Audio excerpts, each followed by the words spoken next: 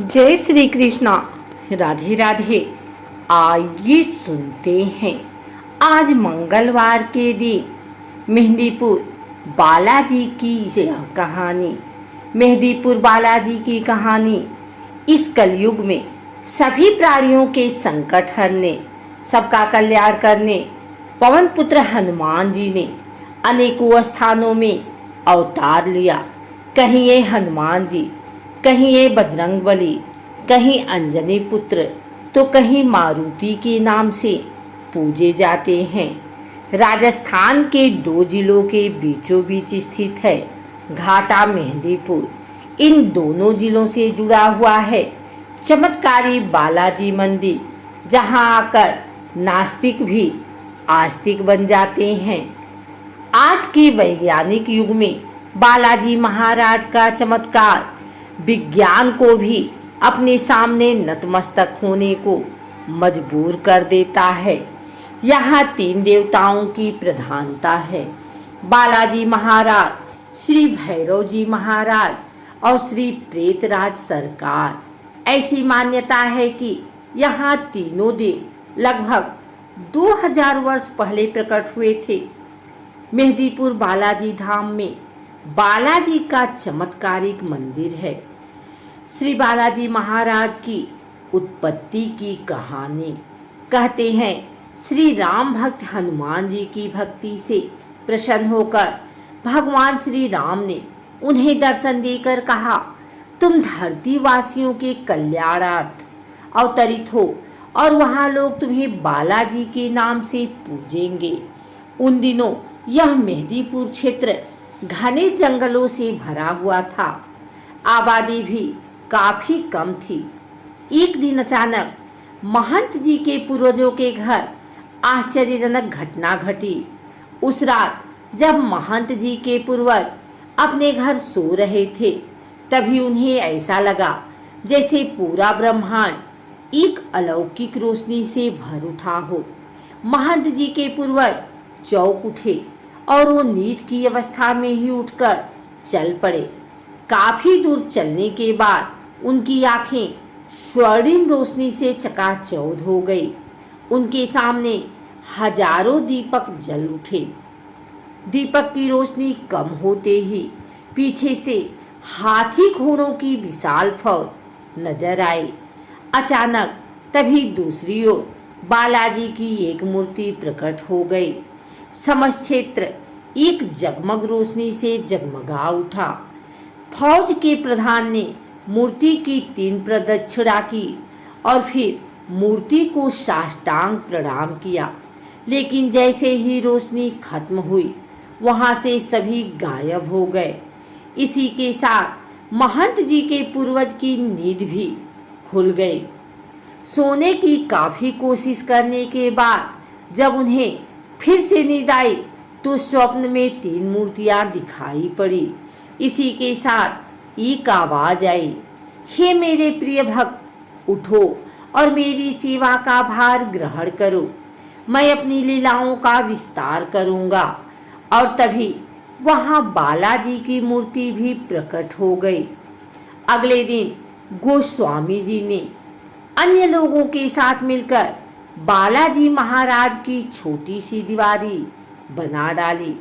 सालों बाद किसी शासक ने श्री बालाजी महाराज की मूर्ति को जमीन से बाहर निकालने की कोशिश की, परंतु बालाजी महाराज के चरणों का कोई अंत नहीं मिला। तब से लेकर अब तक इनके संपूर्ण चरणों के दर्शन नहीं हुए।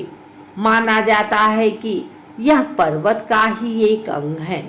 इस तरह श्री हनुमान जी बालाजी के रूप में प्रकट हुए और यह धाम बना बालाजी धाम। इस धाम तक राजधानी दिल्ली से सड़क मार्ग तक पहुंचा जा सकता है। इस चमत्कारी मंदिर की महिमा से आज कोई भी अनजान नहीं है।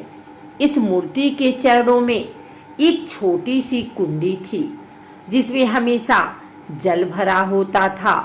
रहस्य यह है कि बालाजी महाराज की बाईं छाती के नीचे से एक बारीक जल की धारा निरंतर बहती रहती है, जो कि चोला आदि चढ़ाने के बाद भी बंद नहीं होती है। इसी प्रकार की एक अन्य कहानी यहाँ बताई जाती है।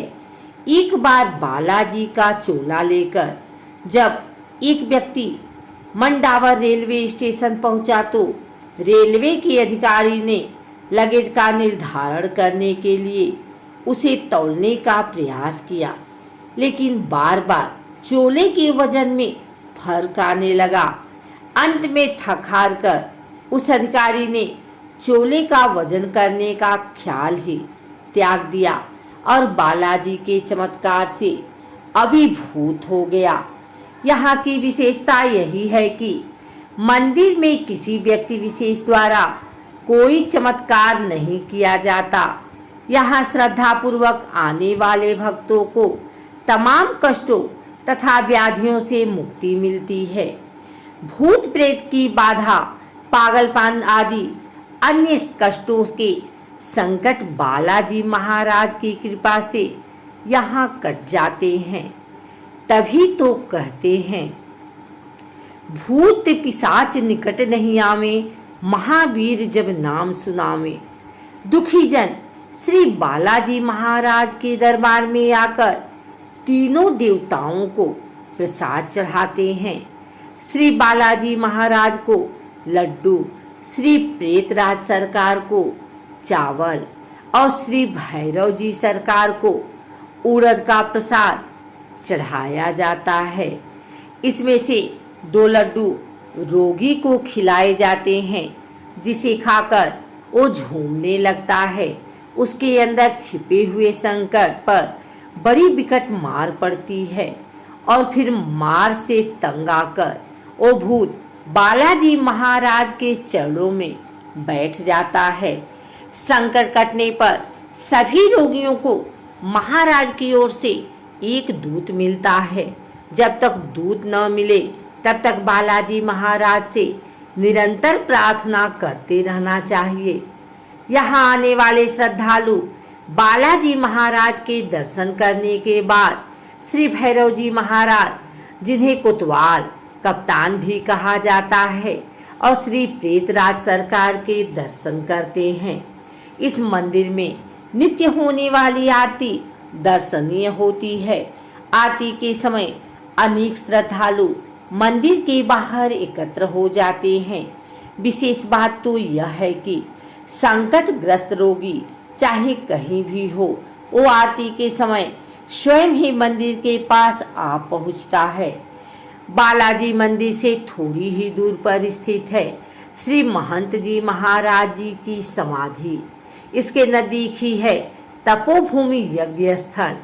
मंदिर से थोड़ी ही दूरी पर रास्ता शुरू होता है 3 पहाड़ी का। पहाड़ी पहली है। यात्रा करने पर सर्वप्रथम काली माता के प्राचीन मंदिर के दर्शन होते हैं। इसके साथ ही यहाँ राम मंदिर, दुर्गा माता एवं वैष्णो देवी का मंदिर, हनुमान मंदिर तथा प्राचीन श्री अंजनी माता का मंदिर भी है। इन सब के अलावा पंचमुखी हनुमान जी के दर्शन करके भक्त अपनी यात्रा को कल्याणकारी मानते हैं। श्री बजरंगबली की ऐसी मूर्ति बहुत कम जगह ही मिलती हैं। 3 पहाड़ी की यात्रा करते समय ऊपर से संपूर्ण मेहदीपुर का विहंगम दृश्य दिखाई पड़ता है। दूसरी पहाड़ी पर जाने पर भक्तों को भैरव जी महाराज के दर्शन होते हैं। इसके साथ ही यहाँ अन्य देवी देवताओं से सजे छोटे छोटे मंदिरों का सुख प्राप्त होता है। 3 पहाड़ियों के रास्ते पर ही मिलता है शनि देव जी का मंदिर। शनि देव जी की पूजा अर्चना सभी बाधाओं से भक्तों को मुक्त करती है और इसके निकट है श्री मनोकामना हनुमान मंदिर। हनुमान जी के इस मंदिर के बारे में लोगों का ऐसा मानना है कि यहाँ भक्तों की सभी मनोकामनाएं पूरी होती हैं, तभी इसका नाम मनोकामना हनुमान मंदिर पड़ गया है। हनुमान मंदिर के बाहर ही शिवलिंग के दर्शन होते हैं।